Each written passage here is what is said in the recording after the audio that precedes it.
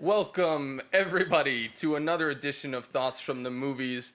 Of course, we had to open the show with the classic Ennio Morricone score from The Good, the Bad, and the Ugly.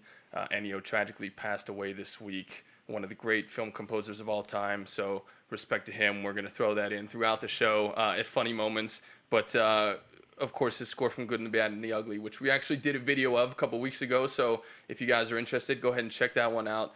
Great loss to the film industry. So, Ennio, thank you for all you contributed to us and for that awesome classic score of yours.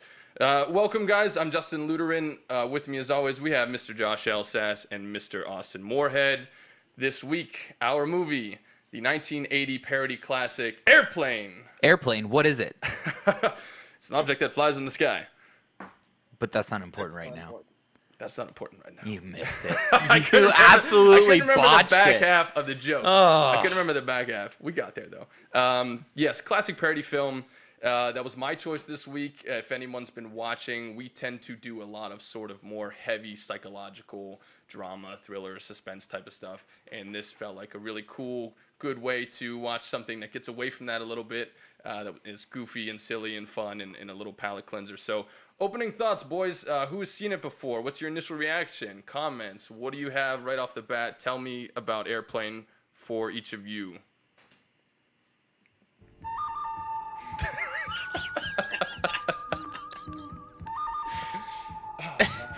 Yeah. It's actually really fitting because every great spoof movie has used this sound effect and score at some point in time. So, like, for us to be talking about, like, the OG spoof movie during it's pretty great. It's classic. Austin, you had a really excited reaction last week when I mentioned Airplane. I take it you have seen it and really like it. I have not only seen it probably hundreds of times. I have it on DVD in my little stock case over there. This movie was introduced to me by my father, and we love this film. Everything about it. I especially love Leslie Nielsen and his role as the Doctor and his quirky sense of humor that I so happily enjoy. Okay, nice. Josh, you had never seen it, I don't think, right? I had never seen it. But I'll be watching it again. Man, yeah. Like, what more could you ask for? I mean, realistically, I understand there were spoof movies before it. Obviously, Mel Brooks being the king of all spoof movies. Yes. But I think that this was the first of the genre that we now know as a spoof movie. Whereas a lot of Mel Brooks' stuff follows one particular movie the whole way through. Airplane just grabbed an entire decade and was like, here's a bunch of stupid shit, opening with like the Jaws fin through the sky. Right? Yeah, that was great. Like some of the gags they had to have gone through, like creating the miniatures of these fucking planes, right? So like the Jaws, right? Then the one coming through the window, and then like later on the Jewish plane with the yarmulke, and, like the big beard. Yeah. It's just so much. The practical effects department was so fucking busy on this movie. Yeah. It's so incredible. Oh man, so many wrong things, but that are yet so right. And we'll discuss the jokes and the humor a little bit later. But first, right off the bat, so. Airplane, a little bit of trivia about this movie. Like we said, 1980. It was actually based on a 1957 Paramount drama called 0 Hour, which is essentially the exact same movie, just a dramatic version. It's a guy who has a fear of flying. The whole crew gets sick, and he has to take over. I watched the trailer of it, and actually even has the same line. The guy asking him, "Can you fly this plane and land it?"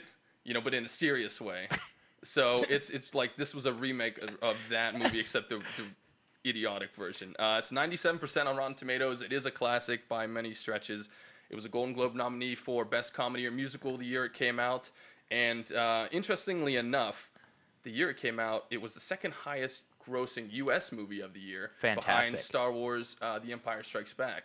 So this was the second highest grosser that year. Made a ton of money. Whoa. T for timeout. Whoa. It just dawned on me that those two movies came out in the same year. 1980. And what an awesome year 1980 was for film. Yeah. That's incredible. Blues Brothers came out that year, too. Yeah. Blues Brothers came out that year? Yeah. Cannonball Run. A solid year for fun movies. Up. Classics. Yes, it was a good year. So, like we said with Zero Hour, the plot of this one is an ex-Vietnam pilot, Ted Stryker, gets on this plane to chase his love interest, Elaine. Everyone on the plane gets food poisoning, and then he, with his fear of flying, with PTSD and everything, is now charged with saving the crew by landing the plane himself. I first want to talk about the spoof movie genre with you guys. Sure. It's a very classic genre, as Josh said. Some of the more well-known ones, obviously, Scary Movie, Walk Hard, Young Frankenstein, Mel Brooks, like Josh said, Spinal Tap, Naked Gun, Not Another Teen Movie, Wet Hot American Summer. My personal favorite, Spaceballs, Mel Brooks again. The best. So I want to ask you guys, are you big fans of the spoof genre? Have you seen a lot of those movies? Do you have any favorites? Just what are your thoughts in general on spoofs and parodies? Austin, you don't seem like the guy who would watch spoofs given the stuff we watch, and so I'm really excited to hear this. It's funny how we say it, right?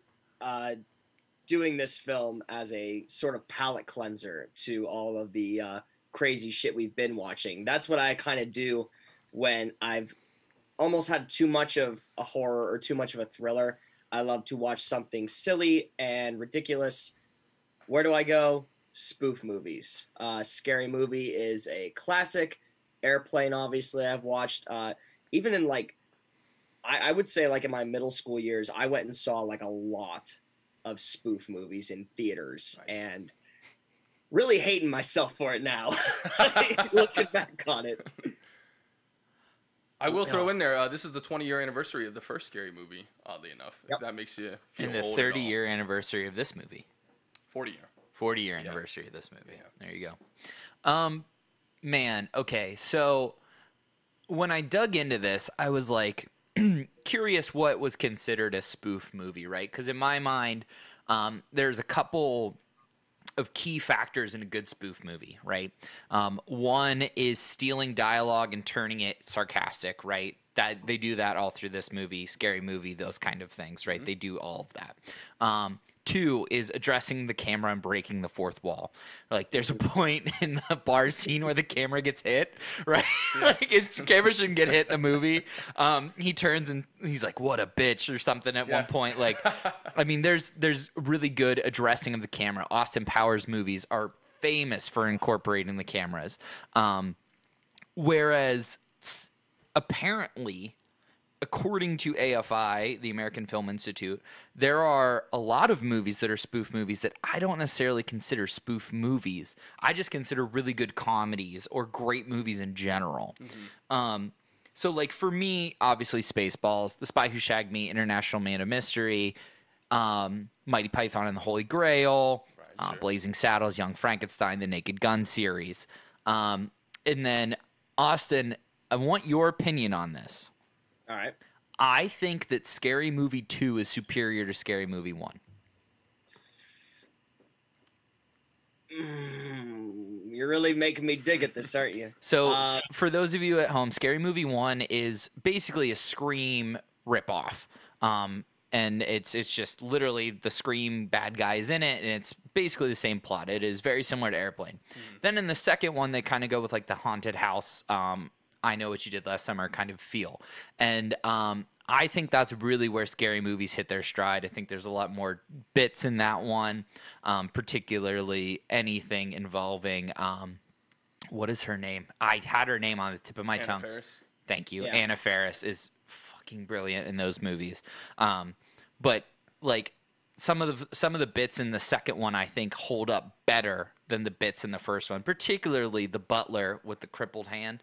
Yeah, stuffing the turkey. Take my good hand. Yeah, that bit. I do that all the time, but that's me. So what do you think? Is one better than two? Or it's is interesting. Scary Movie 2 the best sequel ever? Go ahead and say it, Austin. Not saying that. You ain't gonna take that out of my mouth. It's funny because the first ever Scary Movie out of the series that I've seen was actually the third one. That's a good one. With Charlie Sheen, right? Charlie Sheen in it. I was going to argue that to be and Michael Jackson. Oh, Leslie Nielsen actually plays the president in that one from Airplane, what we're talking about today. I saw the third one, loved it, and then went back to try to find the other ones. Found the first one. Thought it was a classic, loved it. It took me a long time to like the second one, and I know that might not be everybody's cup of tea, but for some reason I just dug the third and the first one a lot more. Now looking at it in like my late 20s, I see two probably being better than the first one. Okay.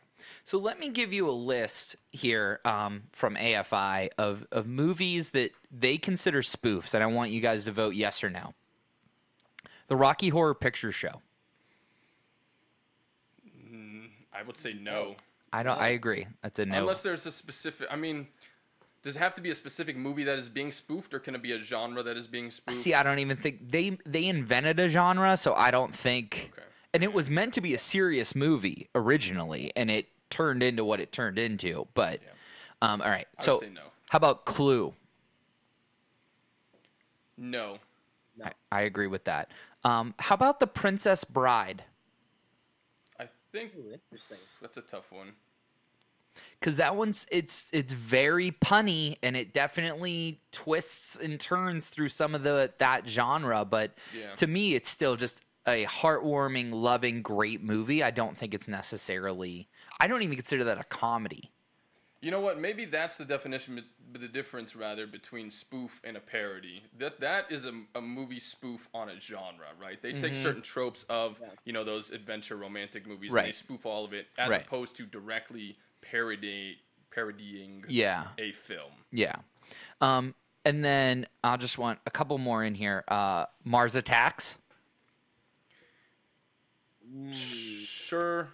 It's like right there. Yeah, because there's not a specific movie it spoofs, but it is spoofing that whole aliens. But it also doesn't, as goofy as it is, I think it takes itself very seriously as a movie, much like Rocky Horror Picture Show. That's what makes it amazing, is that it's not like Attack of Revenge of the Tomatoes or whatever, Attack of the Killer Tomatoes, where it is meant to be spoofy. It's meant to be a very funny but serious alien invasion movie. Okay. How about Shrek? No. What is this a spoof on? Shrek technically spoofs all fairy Disney tales. fairy tales And stuff. it does things like addressing the camera, and it does some of the spoofy type, things. Right. I'm gonna say no on that one. I say that's another angle into Okay. a fairy tale. I say no. And then my final one, and this is the one that I'm not decided on, is Tropic Thunder. It's a spoof of a spoof. Oh my god, such a great movie. I love Tropic Thunder. That needs to make it onto this at some point. Absolutely. It's on Netflix.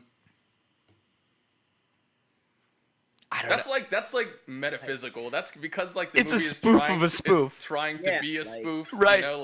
Oh man, that's really I'm a going down dude the rabbit playing a hole. dude disguised as another dude. Exactly. It's like we're making a movie about guys who are making a movie that's really a spoof movie that they know it's like. I mean, I would say it might be the most spoof movie ever because it's so meta. it's like the inception of spoofs, right? It's just there's so many layers. Mm-hmm. A spoof within a spoof. Yeah.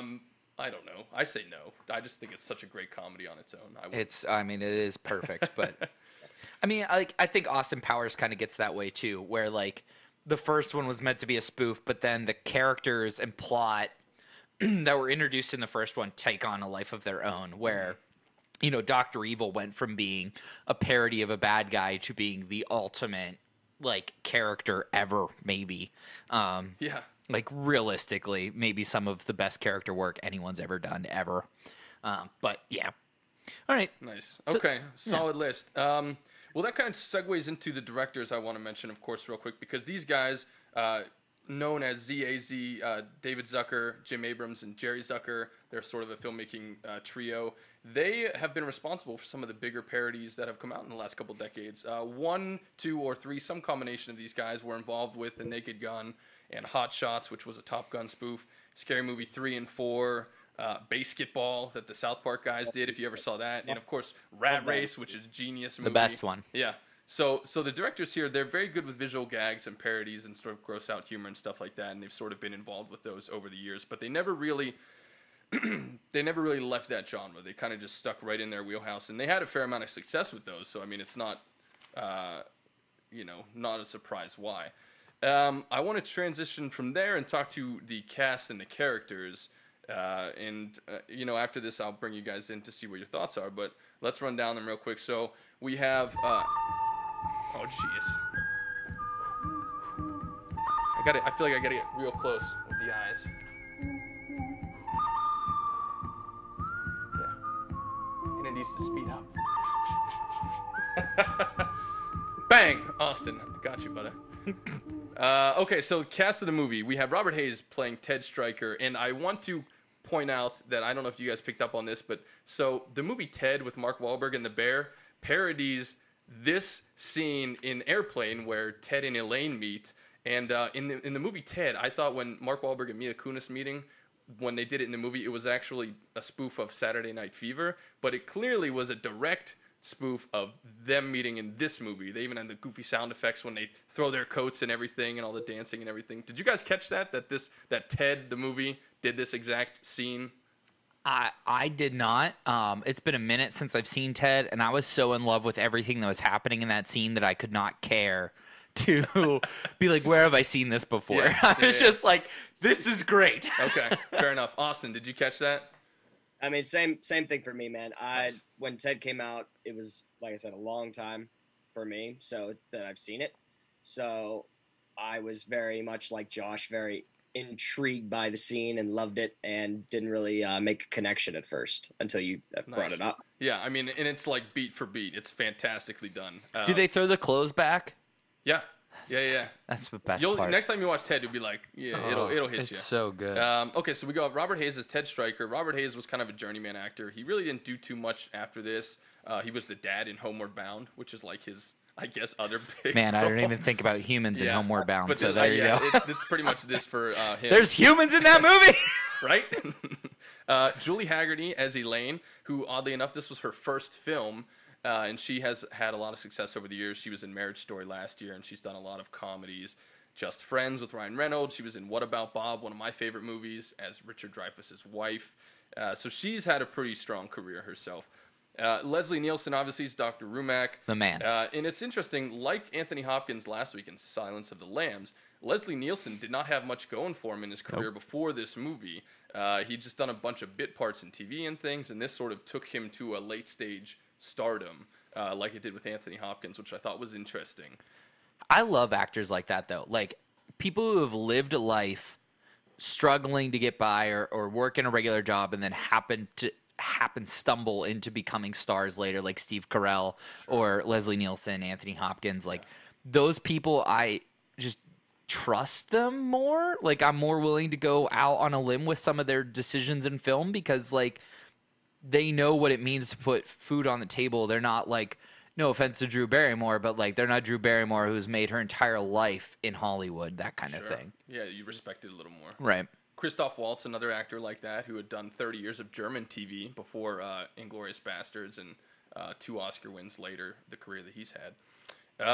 And then, so also cast, we had Lloyd Bridges as McCroskey. I was stunned to see Lloyd Bridges in this movie. AKA Jeff's dad, as the straight-laced airport. I don't know if he's like an ATC or what. I don't he's know the guy what running his things on the deal is, ground. but he was fucking. It was a bad day for him to quit smoking. It's a bad week for me to quit huffing glue. Yeah. Peter Graves as the pilot, who was on the Mission Impossible TV show. He had a really good run on there. And then, of course, Kareem Abdul-Jabbar. That was Kareem Abdul-Jabbar? Yeah. I'm kidding, I know. As Roger Murdoch, or Kareem Abdul-Jabbar. I don't know if he was supposed to play himself because the kid knew. He's like, you're Kareem Abdul-Jabbar.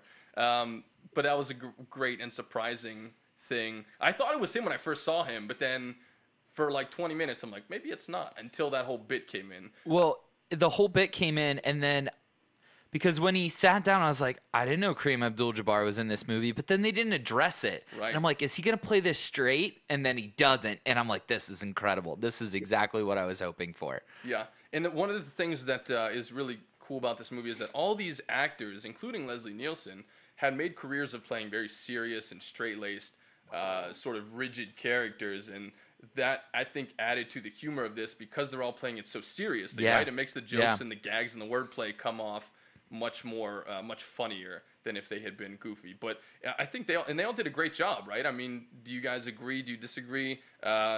Your thoughts each on the cast. who you liked, who you disliked, who you recognized, any of that stuff. I mean, I thought they all did a fantastic job. Austin? Yeah, there's not one person I thought that did anything wrong with the way that they were portrayed in this film. Having all of them be, all of the captains and the pilots be named after code that they normally say was absolutely hilarious. Right. Victor, what's your Roger? Huh? Victor, what's your Roger? Yeah. Who what? Leslie Nielsen as the Doctor is the all-time, man. Like, it will be remembered, honestly, for all of time for this role. And everybody else puts the pieces into place for this perfect puzzle, honestly. Hold on a sec. Let me ask you about that. Would you say that this is Leslie Nielsen's defining role? Or do you think it's Naked Gun? Or do you have something else? You sound pretty confident that you think it's Airplane. I see, I've seen Airplane and I've seen the Naked Gun series. And being that this was the first one that I saw with him at a young, I think I saw this at maybe like either I was 8 to 10 years old, I think, when I saw this film.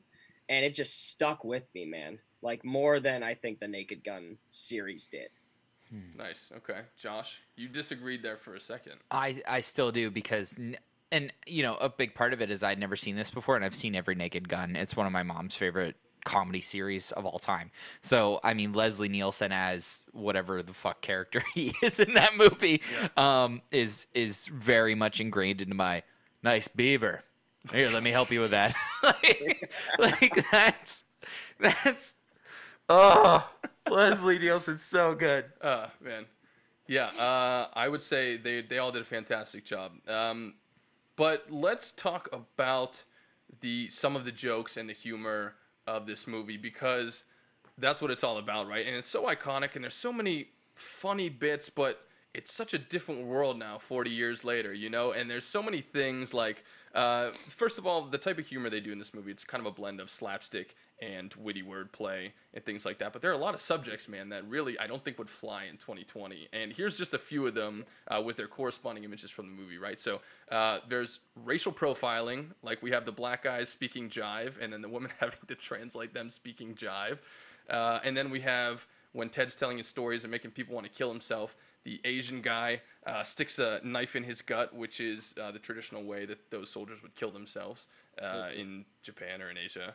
And then we have what looks like an Indian or a Middle Eastern guy lighting themselves on fire, which is sort of another thing that can be associated with that culture because of people who have done that in the past and certain punishments that they have and things. So racial profiling for one. There's sexism and misogyny, like this scene where the crowd of people line up to slap this woman who's hysterical, and one after one they come through and shake her and slap her, and then one goes, no, let me handle this, and then they just start slapping her.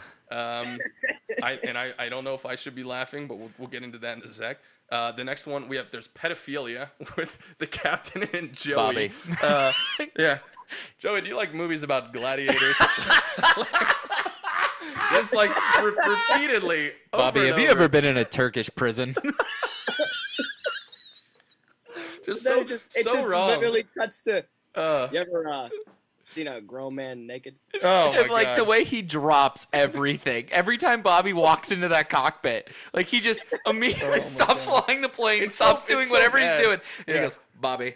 Yeah, that's Austin mentioned one of my favorites. The captain goes, you ever been in a cockpit before? And he goes, no, sir, I've never been up in a plane before. And then he goes, you ever seen a grown man naked? Like, it just cuts right to that. Like, no segue at all. Like, it's just totally, yeah.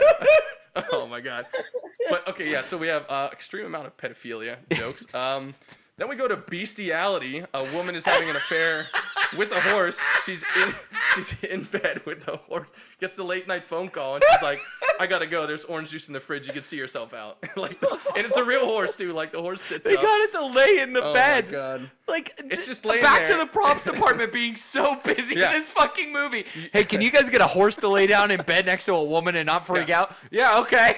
You see the head, and you're like, is it just like a stuffed head or what? And then it, like, raises its head as she's leaving. Well, I thought it was going to be a Godfather bit. Yeah. Oh, And then it wasn't. Okay. Oh, my God. And then we end with just some plain old gross-out humor, and this is shit hitting the fan. This is a literal shit hitting the fan, and there's, shit right there. I think the last two hold up. I don't think the last two are out of 2020. Let's talk about this Yeah. because this is the biggest part. So your thoughts and reactions on all the gags. I want to know what your guys' favorite bits are, though, and then talk a little bit about then versus now. Josh, I know you had some things that may or may not hold up, but what do you guys think overall about the humor, and what are some of your favorite pieces of it? She could take this one first, bud. All right, so I'm going to go out there and I'm just going to say this right now. Yes, this is all very bad, but I wrote this down because I think this is really interesting, and I think this helps with everything. There are 2.8 jokes made per minute in this movie, and that amount of joke lets this movie get away with some of that stuff and make it less icky, right? Because we get away from it quickly. The bit happens, then we move on. I think we get back to the jive talk 3 times throughout the movie because rule of thirds, right, in comedy. But the hitting only happens once. The bestiality only happens once. The shit only happens once. I mean, the bestiality once is enough, brother. Like, I mean, it was that's fucking enough hilarious. For me. It was like, oh so my God. funny. It might be the best use. No, wait, I'm gonna save that for something else. I think like, yes, it's icky now in 2020, but to be fair, makes fun of everybody, including white people, right? The white people are the ones that are hysterical on the plane and like losing their shit. And on top of that, I think we get enough other jokes in there that have nothing to do with race, nothing to do with, whatever, that this movie can hold up in 2020. And honestly, like, I know it's not, like, racism's bad and racist jokes aren't good. These are very PG racist jokes, though. Like the fake Spanish on the sign in the plane, right? Like, El sit down, or you know what I mean? Like, right. It's not the worst thing. Like, there are worse racist jokes in Blazing Saddles than are in this movie. Oh my God. Yeah, like, literally, Mel Brooks is walking the sheriff across. He's like, look at that. And then, like, stops when he turns and realizes he's talking to the sheriff. He meant to talk to his other, the other guy. But he was like, the N-word is used throughout that movie and meant to be a slur. So, like, it's not great, some of it, but I don't think that this is as offensive as, like, Caddyshack or Blazing Saddles or some of the other movies. Shirley, you can't be serious. I'm quite serious, and don't call me Shirley. Which is technically a misogynist joke. Like, you can't even make that joke in 2020. Okay, hold on a sec. Before we go to Austin, I want to ask you about something that you said, which was racism jokes. You said in this movie they're PG-13, right? And, yeah. And it's acceptable. Yes. Interesting. I think that these jokes are, like, they're part of me wants to say that in today's culture, any racist at all is bad, right? I mean, I think if there's anything these last few weeks have really brought to the forefront, it's that subject. Then why are people still watching The Office? Well, it's not like The Office is a racist show, but I'm so sorry. Do we want to talk about fucking I know what you're gonna say. Yeah, culture? Yeah. What is it? What is that episode Diversity called? Day. Diversity Day. Yeah. Holy shit! Or like every time, like it was Stanley, don't die. Barack is president. Like, yeah, there's there so many jokes. bits. There are jokes. I wouldn't say the show overall is racist, but yeah, there are a lot of jokes. I wouldn't say this movie's racist. Okay, so all right, so you're sticking with it's acceptable. I think that there are scenes in Django Unchained that are probably not gonna make you feel as good, or you're gonna feel really uncomfortable in Django now versus Airplane. I would agree with that. And I'll segue into this since I'll just give my opinion since I just opened my mouth. Hang on, do you just want me to play the sound effect and then you can just lip like you're saying something, but we don't know what it's saying? Just like The Good, the Bad, the Ugly, when the track gets too hot and you can't fucking hear what they're saying. Man,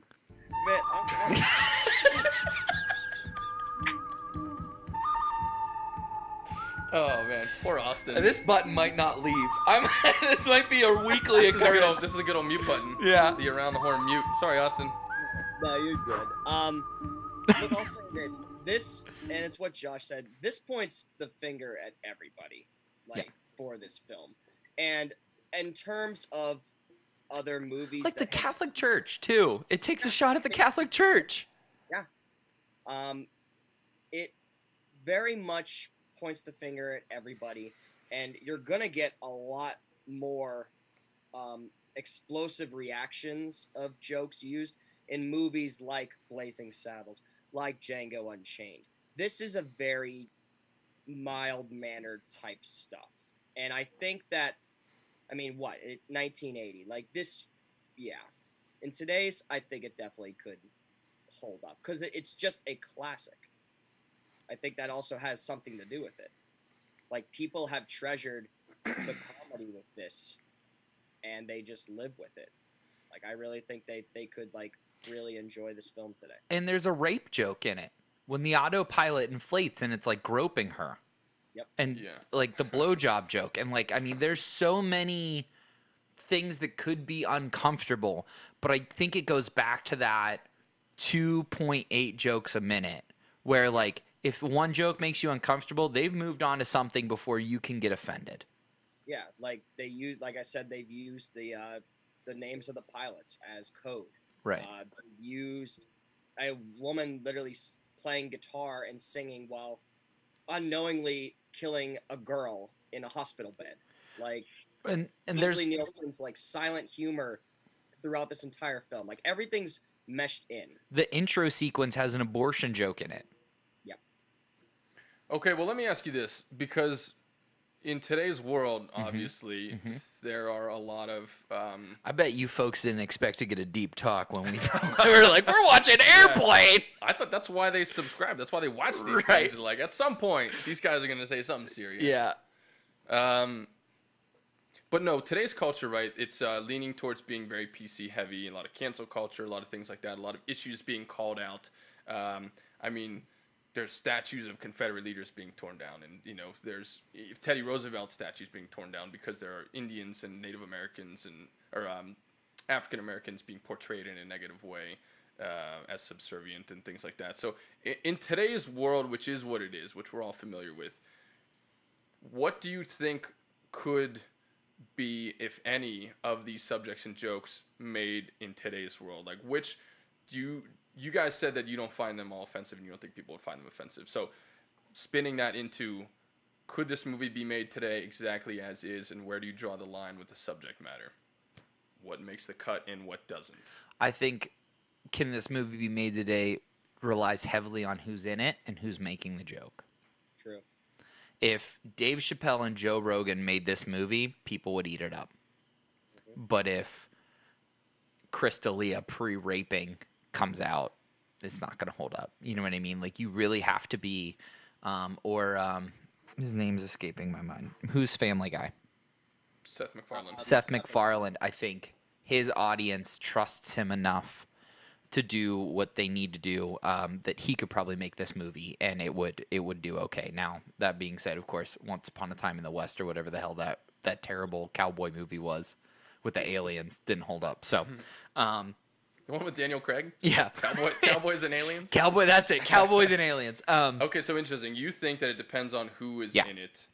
Yeah. And you specified, like Dave Chappelle or Joe Rogan, but the people with built-in audiences who are kind of suspecting controversial material, like the South Park guys or whatever.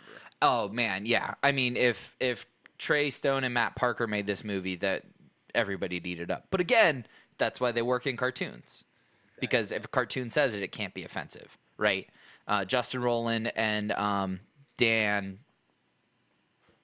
the Rick and Morty guys? Yeah, Dan Harmon. If they made this, I think it would fly. I think right now, the stuff Nick Kroll is doing with Big Mouth, he's getting away with some serious shit. And, I mean, it's Again, all very funny. All animated, right? It's all animated. So, I mean, Austin, do you think that if this movie gets made live action, I mean, that's not possible, or it has to be animated? I mean, Josh, it sounds like you kind of are saying that it would have to be animated based on all these people. Or have the Chappelle Rogan effect, where they have a built-in audience that knows they're going to push buttons, but they trust them enough that they're not going to take it too far. Yeah. You agree, Austin? I agree with that.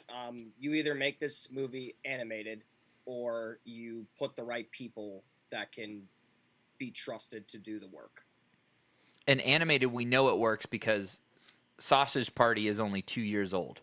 Good Lord. Now I know that a lot has changed in those 2 That's years, fair. Yeah. but like they were doing fucking Indian jokes 2 years ago, and Yeah. I did not stop laughing through that movie. I've watched it Right. probably about 6 times, and I am in tears every fucking time.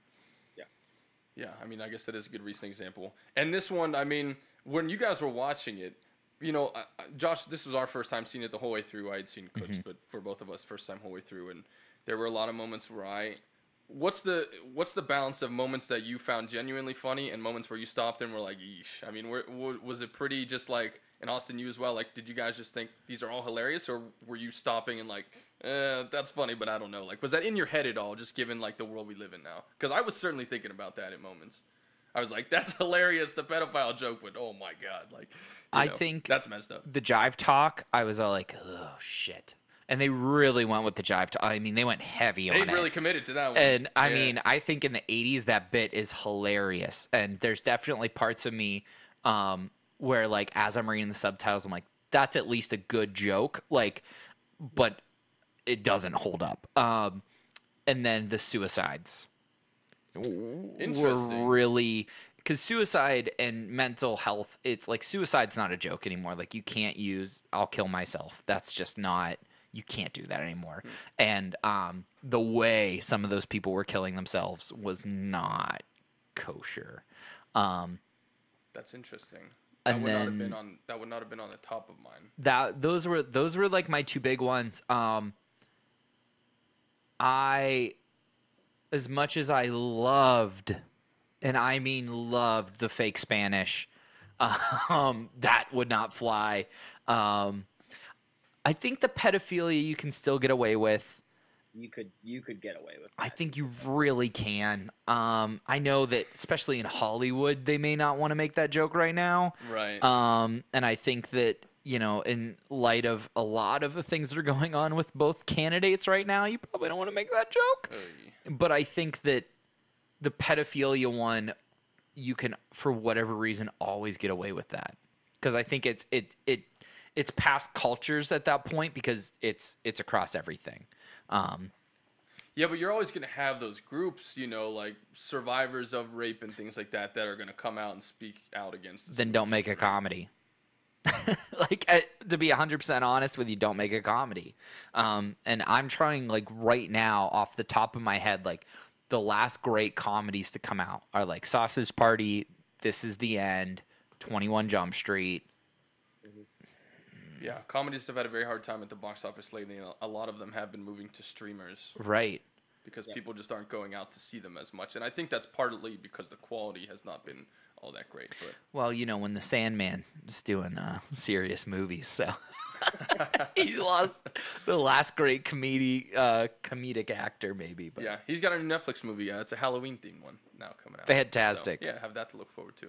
But yeah, no, it's just interesting because it's so controversial and it's so far down the rabbit hole with all of them, right? It's like they keep hitting these things over and over. Like, I think personally for me, the pedophilia was the worst. The bestiality one was like, Jesus Christ. Like, I don't ever remember seeing a joke like that where it's so overtly like, this woman is having an affair with a horse. Like, well, like, for what reason? Yes. It just had nothing to do with anything. Animal rights groups are going to be coming out all over that. Like, I can't imagine that's, you know, that would be not one of the biggest scenes. Well, and then, like, I thought about this with, this is a great bit. I was like, I wrote down a note, I was like, Leslie Nielsen just did hand tricks for 5 minutes, and I was locked into it. But, like, when he cracks the egg and the bird flies away, you can't do that in 2020. Why not? What was the problem with that one? The practical effect of a bird and an egg? Oh, okay. No fucking way. I thought you meant it was. I thought you meant it was controversial. No. Well, I mean, if PETA had seen that there was a bird and an egg, a real live bird and an egg, and you cracked it, like, that's imprisonment, and then blah blah blah blah blah. You know what I mean? Like, it could really get out of control that way. There was another one. Oh, we didn't talk at all about the homophobic tendencies in this movie. Sure, right? Yep. The guy, that's right. the guy gets attacked by the dog because he's gay, right? And then the guy who's like the weird assistant that says goofy things and like you know, like plies away. Like, you're talking about like on the ground in the airport. Yeah, Steven, I think. Yeah. Like, those characters are very much gay stereotypes, and like we just totally ignored it. Like, those jokes, I didn't even think about them as jokes. I just was like, oh, okay. That's what we're doing? Okay. Interesting. Yeah. Austin, you're the same way? Or I guess, which were the ones that you thought were on the, taking it too far end, if any? The jive talk, definitely, just because they went back to it. Same thing with the pedophilia. You kind of went back to it. I will say, though, I'll give I an don't mean to excuse cut to in. the pedophilia. Yeah. I will so say funny. that was my favorite gig. I thought that was so the funniest funny. one for sure. Bobby. So random, but such a commitment to it. Like, Turkish bathhouse. You ever seen a grown man naked? But, okay, interesting. We were talking about the... Austin, finish your thought. We jumped all over you. Oh, yeah, I'm sorry, buddy. Yeah, you go. Go ahead. I think it's very hard for, like, to look at this movie in today, because everything is mixed with, like, all these different, like, horrible comedy elements we see today with, like, some of the just ridiculous, stupid shit that they just did back then. Like, honestly, a lot of this movie was very stupid humor. And you could make an argument that it's against, the one joke is against charitable causes, because the guy's literally walking into the airport and every single charitable organization comes up to try to have him donate money. Right. And he's just beating the living shit out of everybody. Yeah. Trick or treat for UNICEF. Nope. Yeah. I think Josh hit that nail on the head, though, when he was talking about there being something for everything, because not only the subject matter, but the type of humor, right? There is pure slapstick, like literally that slapping scene, and there's a lot of really clever quotes. Like there's one where they're on the plane, right? The old lady's talking to Ted, and she asks him, she says, "Are you nervous?" And Ted goes, "Yes." And she asks if it's his first time, meaning like flying, and he goes, "No, I've been nervous lots of times." Yeah. Like that's just very cleverly well written. Well, and that goes back to the two, I think, biggest jokes in the movie are the "what is it" joke and "don't call me Shirley," right? Yeah. It's just good writing. It's clever, and that's, I think, what those three directors / writers are known for is that type of, I don't know, back and forth or whatever you want to call it, right? Like that they didn't invent it, but they definitely perfected it. Right. Okay. I think one of my like favorites with that for the what is it was Leslie Nielsen's like first scene, like when he comes in and he's like, "We got to get these people to a hospital," and he's like, "A hospital? What is it?" "Oh, it's a patient with sick people." "Well, that's not important right now." I thought that's hilarious. And then he goes and talks to the captain, and he's like, "How what's your guess at how you can tell?" It's like, "Oh, I can't tell you." "No, you can tell me. I'm a doctor." Right. Or they're on the beach, right? And he's like, "We ship out tomorrow. We're going to go bomb, blah, blah, blah, blah, blah." And she's like, "When will you be back?" He's like, "I can't tell you that. It's classified." Or did you notice that he's wearing a Navy uniform and he's an Air Force pilot? Yeah. Yep. Oh, my God. Is that fucking good? They have Navy fighter pilots, though, so. No, he says he's in the Air Force. Oh, okay. He's like, yeah I was in the Air Force. Navy. I think this joke falls outside of all the horrific categories, but I think my favorite one was, remember when the little boy at the beginning brings the coffee to the little girl? Yes. And he's like trying to be cute or whatever, sits down next to her, and he's like, "Would you like cream?" And she goes, "No, thank you. I take it black, like my men." This like 8-year-old girl. How about there you go. how about the I don't know if you guys noticed, the entire time, every time they show the external of the plane, it's a prop propeller sound, Yeah. not a jet sound. Oh yeah. It's just like Yeah. like that's keeping this jet I up. wanted to touch on the practical side of it, good. like, because it's so clearly like all of it is so clearly fake, right? It's like when the pilot is driving to the airport with the glasses and they're in the car. Yeah. And it's clearly a green screen, like they run over a guy and he's like, "Oh yeah, I knew that guy." Yeah. But it's clearly like they're driving in front of a green screen, or like the plane at the beginning when it's like the Jaws sound effects is clearly, like cotton and stuff, or Ted's obviously like holding on to a joystick that's not connected to anything. Like they don't even try. How every time the autopilot touched it, the plane leveled out. Yeah, just blow up autopilot. Auto. Oh, the auto. All right. Can we talk about the autopilot for 30 seconds? It might be my wait a favorite sec. part of the movie. This is gonna make me sound like an idiot. Okay. I literally just now realized the connection between calling the character Otto and the fact that he was the autopilot. Like I just now got Like hello. it might be the best like gag costume other than the Penguin and Billy Madison. Like it's right there with me. Like it's too hot for a penguin and the fucking autopilot.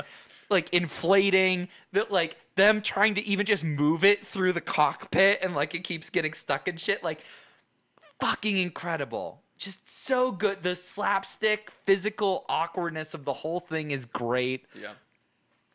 Yeah, the fact that like Kareem Abdul-Jabbar is like 6'9" or 10, he's a pilot. Yeah. Like, Right.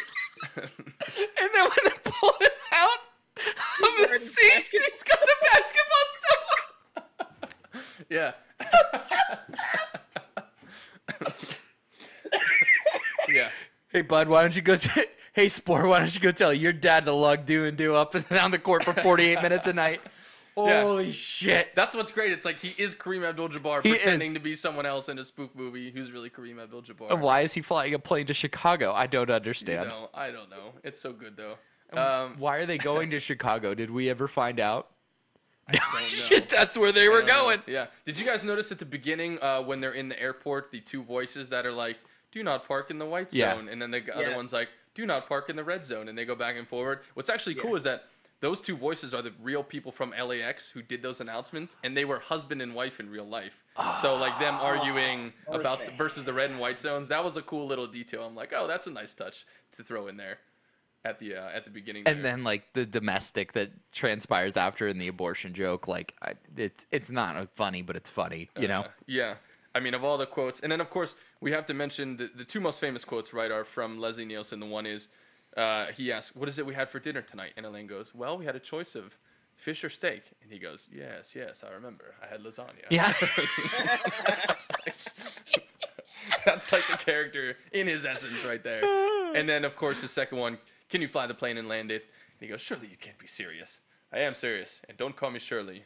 Which the AFI rated as number 79 on its list of movie quotes on the 100th year anniversary. Is quote number 69 when it just says page 69 and then Billy Madison laughing? Because it should be. Yeah. I will have to look it up. It might be Billy Madison, which is obviously classic.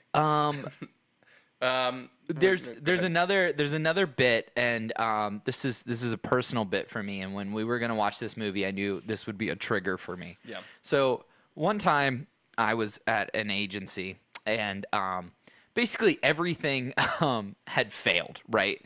And like computers were dying, blah blah blah blah blah, and like I was just kind of there, like I was the last person to leave that night, and like one of the partners of the agency is sitting there, and I'm the one who's supposed to be fixing all of this. And he walks out the door, he gives it a minute, and then he comes back in and he goes, "Good luck, we're all counting on you." Like, the thing's already done. Like, it's gone to shit. Like, it's over. You know what I mean? And like, he came back in and fucking said that line, and I was like, "What the fuck does that mean?" And he's like, "Go watch Airplane." I'm like, "Oh, now great I gag know." at the end. Yeah, they're landing the plane, and Leslie Nielsen comes in 3 times, even including after the plane is full stop landed. Yes. Good luck. We're all counting on you. Yeah. Oh man. Okay, so let's start looking at some of the questions here. I want to ask you guys, leading off with the comedy. Let's transition to. First off, Josh, did you have anything else specifically, or Austin, that you guys wanted to bring up before we get into this? I just need to look at what my favorite scene was, because Yeah. Yep. Okay, so I just want to mention how kind of bad it is today and look, but was funny then was how they made fun of Ted's drinking problem. Oh my god. Oh yeah, we totally forgot. Just like development drinking problem. Yeah, classic. And that's like a cool combination of slapstick and clever wordplay, Yes. right? Like Yes. that's a great He has a drinking combination problem. of both. Yes. Oh, I have a drinking problem. It's brilliant. Okay, so sticking with the topic of the humor and the jokes, what was your guys' favorite gag or joke or line, or just your favorite bit of humor throughout from the movie? Did you have? I think mine was definitely the little girl saying that she liked her coffee like she liked her men black, like for a 7-year-old girl. The whole bar scene with the dancing and everything was like, and I know that there's a lot around that scene that people are like, it's too long, or you know what I mean, like from the second where he's like, she's dancing with the guy, and he's like got stabbed, and she's like just trying, like she's like mimicking him to like him turning to the guy and be like, pinch me, and he fucking leaves. He throws the hat like he's gonna go walk over there. They throw it back and it hits him. Yeah. It's so good. Or even like those two girls fighting, right? It's just like a running thing. They're not throughout girls. The Girl Scouts or whatever. They're not girls. Are they not? They're drag queens. What? They're dudes. Are they? Go back and watch. Oh, I thought they were Girl They're Scouts. dudes. Oh my. They're They're dudes. dressed as Girl Scouts. All right, so we'll add transphobia to the list of everything this movie shits on. Okay. It's so funny. Add it to the list. Jesus Christ.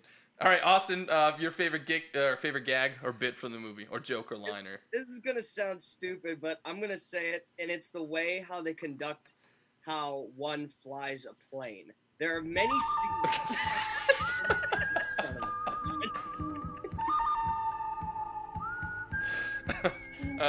Rest in peace, Ennio. Rest in peace, baby. We love you. Rest in peace. There are multiple scenes in this movie where, like, I'm sorry, I can't stop it. It stops on its own. Poor like guy. when they are dragging the pilots and co-pilots through the plane, and God. everyone's just looking straight ahead, like. Right, he's like, I'll take care of this. Yeah. They're looking up. If you look now, you can see the Grand Canyon. It's dark out. When she's like, oh yeah, like everything's fine, and oh, by the way, is there anybody here that knows how to fly a plane? And everybody just starts freaking out. Yeah, and it's like so clearly a moment where like the director's like, everyone just freak out, like people are climbing on stuff and like, oh, it's great. Okay, favorite crash positions, like everyone's like in like a weird like car crash like type of thing. Yeah. Like, that's just really hamming fun. it up. Favorite character. Leslie Nielsen, hands down. Man. Okay, he is a good one. Josh, I think, is gonna say the guy at the airport, McCroskey. It was so like every fucking joke that guy delivered was incredible. Yeah, Who is that again? that's Lloyd, right? No, shit. I don't Lloyd remember. Bridges. Yeah, Lloyd Bridges. Yeah, Jeff's dad. Just kills it. He just kills it. Today was a bad day to stop drinking. Today was a bad day to stop huffing glue. Then he passes out. One after the Today other. was a bad day to quit amphetamines. That's just so good. Yeah, runs the gamut. Oh, I think so good. I think Leslie Nielsen has the best lines for sure. I don't know if he's my favorite character, but he definitely has the funniest lines, I think, of all of them. I think the pilot does. Oh, dude, the pedophilia gag. Pedophilia pilot. Yeah, that's for sure one of my favorite. That might be my favorite thing throughout the whole movie. Actually. Even like anytime he says anything, yeah, he's like that kind of like tone to his voice is perfect. Oh my. Okay, where do you guys rank this in your list of spoof movies of your all-time favorites? Yeah. Or, again, you don't have to go in specifically like this is number 4 overall, but if you have like a top tier or a hierarchy of some sort. Where would you put this? Austin, do you want to go later or do you want to go now? Gonna get it out of the way, boys. Okay. Do it. Hit us. This is one. Number It's 1. one? Oh, wow. Where's the sound effect? Ooh, really? Number I wasn't ready! Oh, number 1 overall. Wow. Yeah. Okay. Man. This is from the it's guy classic who gave Dungeons. Silence of the Lambs a 9.9. Yes. So for him to call something numero uno, this is a big deal. Thoughts from the movie. This will be an 11. Yeah. Number 1 overall. Wow. Okay. Is it just because of how funny it is, or your dad's connection to it, or what is why is it number 1 overall? I think I look at it from like how the jokes were portrayed, not necessarily like the ones, but like just how like slapstick it was, rather than looking at today's spoofs that are very like, I mean, there's ones that you literally have like stupid fart cuts. Mm-hmm. Like, Yeah, a lot of very- like bathroom humor. And Yeah. cheap bad- humor. Yeah, It's cheap not humor. like actual like funny humor, whereas this one like really hit hard Yeah. for me. That's what Seinfeld has always said. He won't do like bathroom humor or Right, swearing because right. they're both cheap. Right. So this is like Austin said, very wittily well written. I think. Yeah. That's true. For me, it's I think it makes the top 5, but Spaceballs is 1. Spy Who Shagged Me is 2. Okay. Scary Movie 2 is 3. Mighty Python's 4, and this is 5. Nice. Well, I mean, you're not going to get a better top 5 than that. That's for sure. No, and I would, in my own secret bunker where no one can hear me laugh at racist jokes, would howl at this movie tomorrow. So yeah. For me, I'm going to put it in the top maybe 10 or 15. Again, it goes back to how you define a spoof movie. Right, because, yeah, if Waterboy and Spinal Tap technically counts, but, like, if Waterboy and Tropic Thunder and Shrek and Zoolander and Hot Fuzz and all those are in here, like, sorry, it doesn't stand a shot, but... Yeah, I'm going to put it, like, top 20, because I don't have, which I consider and which I don't. But I did want to make one other point. What were you just talking about? I lost it as soon as I started talking. I was giving my top 5. Spy Who Shagged Me, Spaceballs, Scary Movie, Mighty Python, and then this. Oh, The Bunker, where no one can hear me laugh at racist jokes. I can't remember. I was going to say. But yeah, so top 2 for sure, I think. I totally lost it. Sorry, boys. Right. All right, let's go on to the rating then. If I come back to it, I'll bring it up. But so 1 out of 10... Where does this land for you guys? Austin, I mean, you put it number 1. Does that make it a 10? Or... No. Here we are. The rating. Just so I don't feel like Austin got cut off again. That's all right. It is number 1 in terms of my spoof movies. I wish I could stop the sound. I'm sorry, Austin. All right, there you go. Anyway, I swear to God. I hit him. I know. It is number 1 in terms of ranking for spoof movies of me. Mm-hmm. However, it is going to get a 7.2. What? 7.2? All right, so wait a minute. I'm this so might confused. be This like is the like in your second bottom lowest. half. Yeah. Yeah, dude. Okay, things that are lower than this. Evil Dead, Tootsie, Killing of a Sacred Deer, and The Good, the Bad, the Ugly. R.I.P. Anyhow. Yeah. Also, yeah, you have a lot 2 of those 4 movies were ones you picked.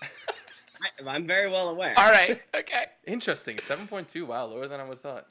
Yeah, it's a great film. I think that a lot of the jokes do hold up. A lot of them may not. Okay.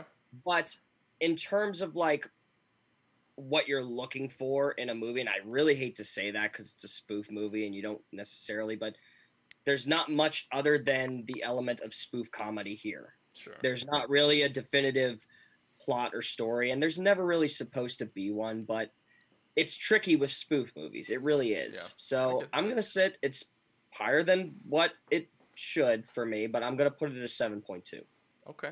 Fair enough. Josh, do you mind if I go next? Absolutely. I remembered the point that I wanted to say before. And so, and this goes into my rating. I'm going to give this a 6.5. Oh, Justin with a not whole No, number. you don't do it a 6. I don't like doing those at me halves. for a 7.2. What the hell? Well, here's the reason why. It was a fun movie to watch, but honestly, afterwards when I was reading the trivia and things, I was reading through all the movie quotes and busting my ass out laughing. I think it's like actually a funnier movie to read than it is to watch. Kind of like Napoleon Dynamite. Yeah, like I would rather go back and just read all the quotes from this movie than I would sit through the movie again. So like it has funny bits. It's not in my personal like top 5 or whatever. It's like it's a solid movie. I respect what it was. But yeah, it's sort of an awkward one. So I'm saying a 6, which is respectable. Yeah. Josh? I have the highest out of everybody. That's unusual. I'm going with an 8.0, just flat out. Nice. I will watch this movie again. Like, I guarantee it. I will watch this movie again. The next time it's on Netflix, I'll be like, yes, going in my list. I will laugh and, enjoy it. Okay. And I think, movies are meant to be an escape, right? And this is an escape. So. Nice. Yeah. Well said. Cool. All right, so that's Airplane. What do we got next? Whose turn is it? Justin Luteran. Let me tell Austin's you. turn? No, it's mine. Oh, he did this. I'm like, oh, okay. Right? It's my turn. Right? Yes. Should be Josh's. Yes. Yeah. All right, buddy. This movie is number 24 on the American Film Institute. It is the movie that launched arguably the greatest director of all time. I know exactly what you're talking about. It is a former employer of you and a man that I will defend to my death. We are watching 1982's Steven Spielberg classic, E.T. E.T. I was wrong. I thought you were going to say Mean Streets for Scorsese. No. E.T. Okay. All righty. Okay. I'll call Steven and have him guest That would be awesome. I would just be like, thank you so much for making all of your great movies. Yeah. All right, E.T. I assume everybody's seen E.T., yeah? I would, yeah. I mean, Josh, have you seen it? Obviously. Motherfuckers. Broke the VHS when I was a kid. Had to fast forward though to the part where the bad guys come in the hazmat suits and stuff. That always scared me. We're kind of staying on we had Silence of the Lambs was a classic, Airplane's a classic. Let's go with the third classic in a row here. So E.T. All right, E.T. it is. Wait a sec. Surely you can't be serious. I am serious, and don't call me Shirley. I really wish we had thrown more of those in there, but I'll take the last one at the end here. All right, guys, that wraps it up for another edition of Thoughts from the Movies. Thoughts from the Movies. What is it? Oh, it's a show where we talk about the movies. That's not important. Boom, there it is. We got it. You're really bad at that. My timing is so much better than yours. I'm trying to remember the actual joke. Forget the timing. I'm just trying to remember it. All right, well, thank you guys for joining us. Leave us a comment if you liked what we talked about, or if we missed something. We can always, bring it up in a future episode. And stay tuned next week, for we will be bringing you the classic E.T. See you next time on Thoughts for the Movies. Ennio, thank you, buddy. Rest in peace up there.